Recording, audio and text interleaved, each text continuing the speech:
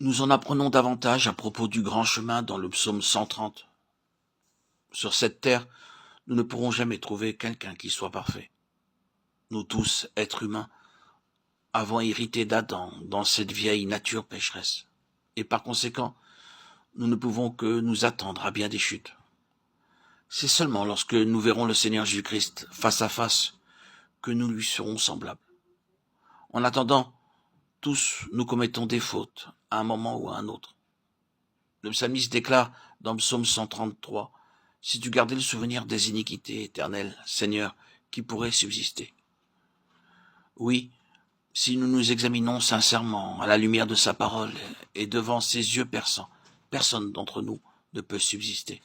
Même l'apôtre Paul déclare dans Romains 7, 18, « Car je le sais, ce qui est bon n'habite pas en moi, c'est-à-dire dans ma chair. » Il nous parle également de la bataille entre la chair et l'esprit qui se poursuivait dans son cœur.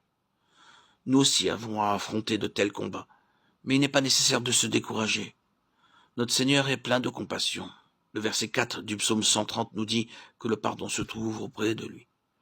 N'est que nous avançons en confessant nos péchés. Il nous pardonne, car il est mort pour notre rachat. Son amour et sa compassion surpassent de beaucoup notre entendement. À chaque fois que nous avons failli ou que nous sommes souillés par une pensée, une parole ou une action, nous devons nous humilier et, par la foi, invoquer son sang précieux pour être délivrés. Alors nous sommes purifiés, pardonnés, rétablis et rendus capables de marcher par l'Esprit, selon Galates 5,16.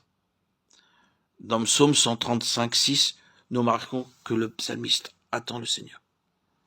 Lorsque nous sommes malades ou que nous subissons une expérience pénible, nous ne pouvons pas trouver le sommeil la nuit, et de ce fait, nous comptons les minutes et les heures, attendant impatiemment la lumière du matin. C'est la même pensée qui est exprimée ici. Le psalmiste déclare qu'il attend ardemment que le Seigneur vienne, lui pardonne et le délivre.